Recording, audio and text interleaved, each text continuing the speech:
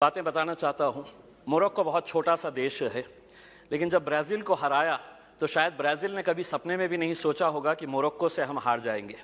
Messi की Argentina को जब सऊदी अरब ने हराया तो अर्जेंटीना ने कभी सोचा भी नहीं होगा कि सऊदी अरेबिया हमें इस तरह से हरा सकता है करके।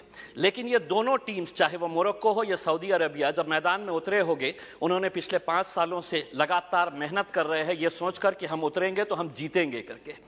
हमें 135 करोड़ की आबादी वाले देश के अंदर हम लोग क्या कर रहे थे उस वक्त? हम टेलीविजन के सामने बैठे हुए थे और हम ताली बजा रहे थे।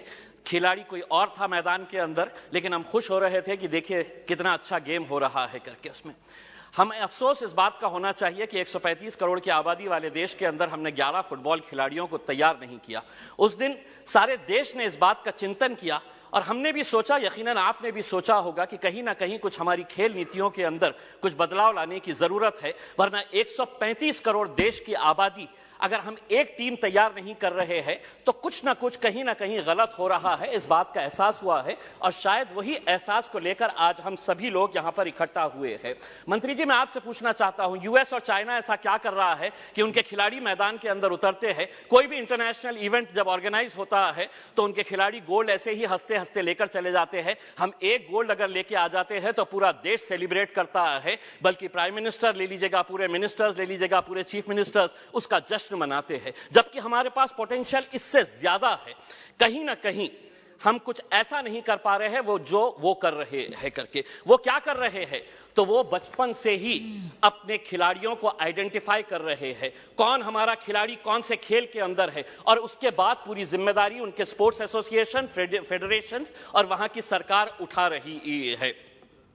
हमें मंत्री जी हमारे शॉर्ट टर्म गोल्स और हमारे लॉन्ग टर्म टारगेट्स क्या होने चाहिए, इसको आइडेंटिफाई करने की जरूरत है। मंत्री जी, मैं आपसे अनुरोध करना चाहूंगा, एक सर्वे करवाइएगा पूरे देश के अंदर कि कितने ऐसे स्कूल्स हैं कि जहां पर स्पोर्ट्स टीचर्स मौजूद है। पूरे देश के अंदर, चाहे वो प्राइवेट स्कूल्स हो या गवर्नमेंट स्कूल्स है, स्पोर्ट्स टीचर्स कितने स्कूल्स के अंदर है। एक सर्वे करवाइएगा कि कितने स्कूल्स के अंदर प्लेग्राउंड्स मौजूद है। एक सर्वे करवाइएगा कि अगर ग्राउंड मौजूद है तो स्कूल के अंदर क्या एक फुटबॉल है, एक क्रिकेट का किट है, एक रेसलिंग का मैट है, क्या वहां पर बास्केटबॉल के लिए कोई सुविधा है। एक सर्वे करवा लीजिएगा पूरे देश के प्राइवेट, और तब आपको पता चलेगा कि हम लोग अगर खेलों के अंदर पीछे है तो इसकी वजह क्या है।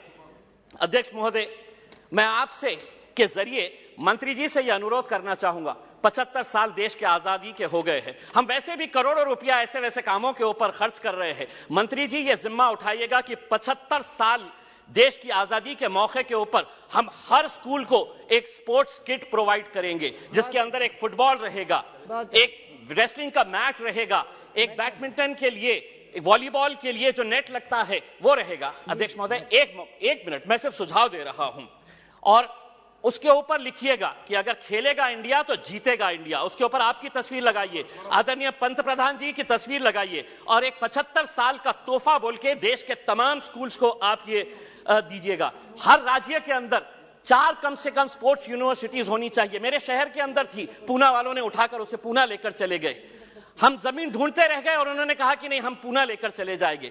4 स्पोर्ट्स यूनिवर्सिटी जिसका फोकस एरिया यही होना चाहिए, sports education, sports management, sports science, sports research और स्पोर्ट्स न्यूट्रिशन।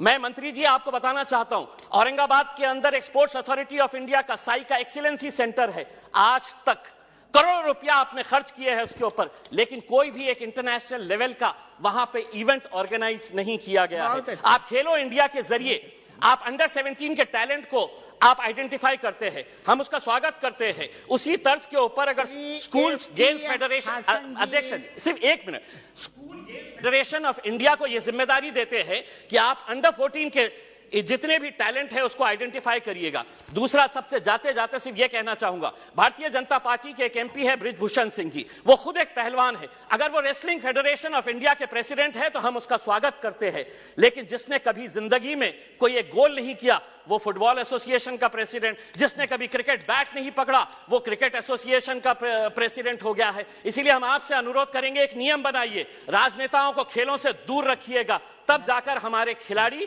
दुनिया के ऊपर राज करेंगे। बहुत बहुत धन्यवाद। श्री एस.सी. हासन जी। बहुत बहुत